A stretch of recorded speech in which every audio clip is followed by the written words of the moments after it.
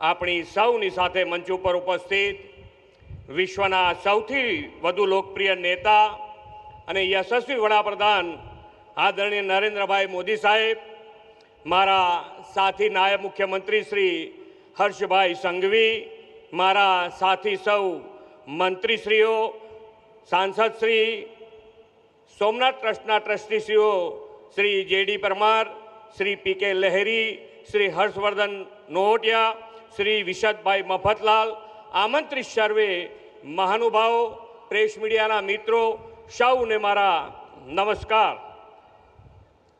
વિશ્વના સૌથી અધિક લોકપ્રિય નેતા અને આપણા લોક લાડીલા વડાપ્રધાન શ્રી નરેન્દ્રભાઈ મોદીનું હું હૃદયથી ખૂબ ખૂબ સ્વાગત કરું છું।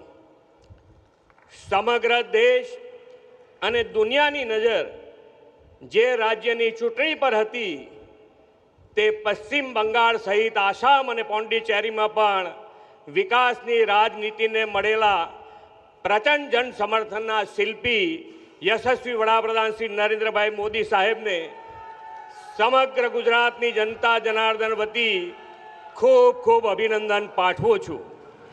ભગવાન સોમનાથનું મંદિર સદીઓથી દેશની આસ્થા, સંસ્કૃતિ, અડગ સંકલ્પ અને પુનર્જાગરણનું જીવંત પ્રતીક છે।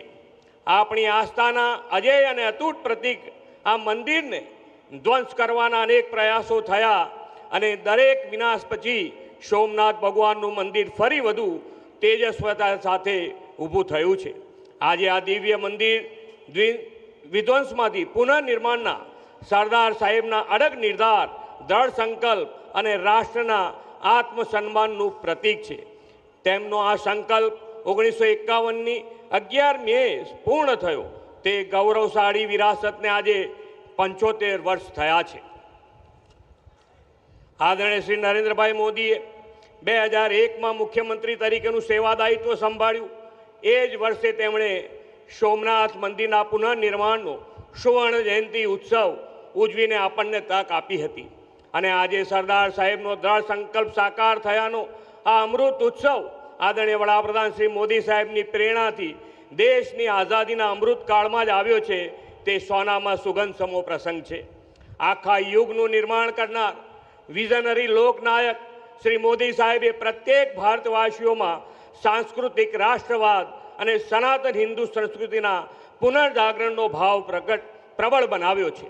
આદરણીય શ્રી મોદી સાહેબે અયોધ્યામાં રામ મંદિરના પ્રાણ પ્રતિષ્ઠા ઐતિહાસિક પ્રસંગે દેવથી દેશનું વિઝન આપ્યું હતું।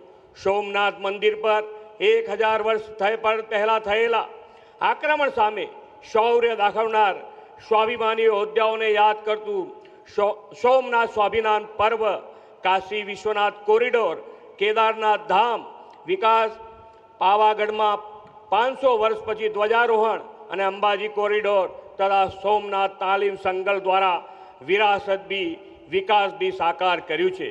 અને ફરીથી જ્યારે આજે ગુજરાતમાં આવ્યા છે ત્યારે ફરીથી એમનું સ્વાગત કરીને વિરમું છું। ભારત માતા કી જય, વંદે માતરમ, જય જય ગરવી ગુજરાત। આપના ઉષ્માપૂર્ણ સ્વાગત સંબોધન માટે ખૂબ ખૂબ આભાર માનનીય મુખ્યમંત્રી શ્રી। देवियों और सज्जनों,